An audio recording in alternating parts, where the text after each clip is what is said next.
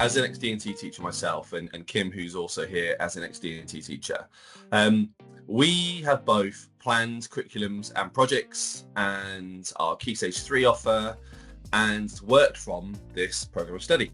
And I thought, personally, I understood it quite well, if I'm honest. And we were really surprised that when we had our first conversation with you, you drew really sharp focus and attention to some aspects that really I personally went, oh gosh, I think I missed that.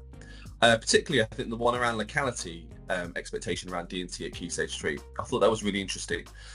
So because of that new sharp focus on the programme of study for all schools across the UK, what we thought we'd do is we'd have a discussion about the Key Stage 3 programme of study, how that becomes an exciting, engaging offer to Year 7s, 8s and 9s. So first of all, what we'd like to do is to start with the first very simple question, which is, what do you feel are the overarching core principles of the programme of study for D&T? So what are those? I can answer that with 3 words. It's what, why and how. Everything you do in the curriculum for design and technology should be based around those 3 words. What are we doing? Why are we doing it? And how can we improve it? So it's a move away from let's make a object towards something that's more centered around other people's wants and needs. And I think that's what's been missed. There's still an awful lot of let's make a etc. and not enough of looking at what the country needs, what the world needs, what design and technology can bring to the overarching world of creativity.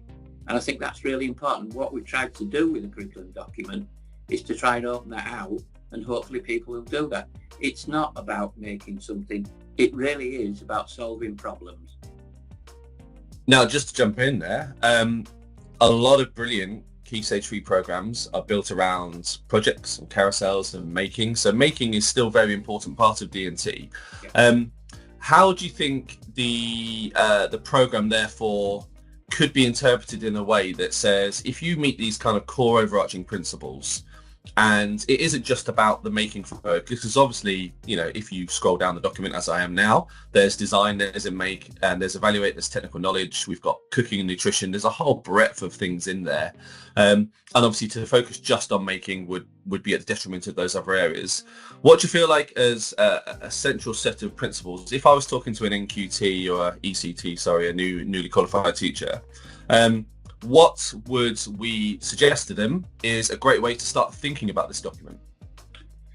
Well, obviously skills are important, and it would be stupid to actually say you don't actually use tools and equipment and look at materials. But I think the underlying principle again is, what are we doing it for? Who are we doing it for? And that's really important. So all the skills that you would build up wouldn't necessarily, and I'm not saying this is exclusive, what I'm not saying is you don't make a whatever it is, but built within your program are opportunities for working with the local communities. You know, how better to look at our wonderful subject than to work with people who are not in school and to look at disadvantage, etc., etc.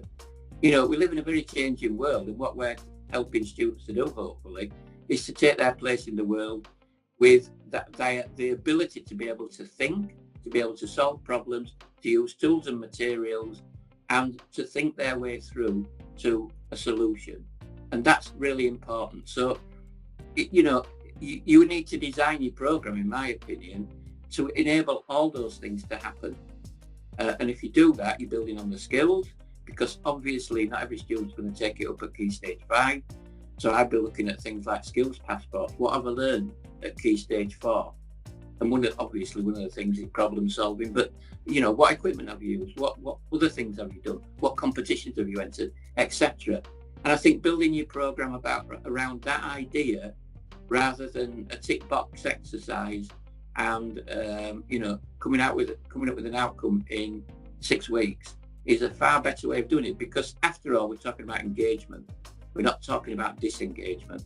And the whole thing about locality is that every part of the country is different. So the needs, wants are different.